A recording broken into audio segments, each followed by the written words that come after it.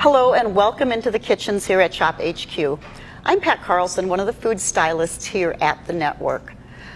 I am a chef and I've spent many years in the culinary industry. And the one thing I have learned in all my years of cooking, that the most important arsenal in your kitchen are your kitchen knives. So today we're going to show you 4 of the most common knives that are used in the kitchen and how to use them. The set we're using today is made by Hamilton Beach, and you can purchase it here on ShopHQ.com. The first one that belongs in everybody's arsenal is a chef knife. This one happens to be a Santoku style chef knife, as opposed to one that is not. A Santoku has the little divots in the blade, and that allows food to slide off the blade more easily.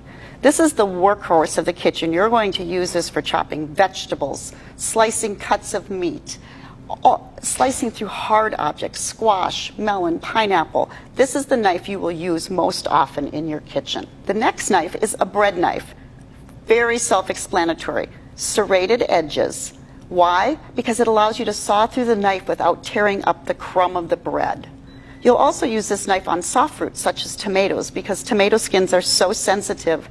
The little teeth will grab the skin and allow you to perform a nice clean slice on a tomato. The next knife in this set is a utility knife, sometimes called the small chef knife. It performs all the tasks a chef knife does on a smaller scale. It's great for finely dicing vegetables, for fine slicing, where you don't need a heavy-handed cut. The third knife is a paring knife. This is used for cutting fruits, doing small cut work. People with small hands like this for when they're doing finer work on the cutting board. Not as common as the others, but definitely earns a spot in your kitchen repertoire. Before you begin any cutting at all, you want to stabilize your cutting board. A lot of cutting boards over time tend to warp and they'll slide around on your countertop. That is not considered a safe cutting environment. So the easiest way to stabilize your cutting board is simply to take a couple of sheets of wet paper towels, set it on your counter, and put your cutting board back on. Now your cutting board won't go anywhere. You have a nice sturdy surface to cut, and you don't have to worry about anything slipping while you're cutting. And just as another note about your knives, you're purchasing, or if you own very nice knives, you really do not want to put these knives in the dishwasher. Please take the time to hand wash them, and the knives will serve you as long as you need them.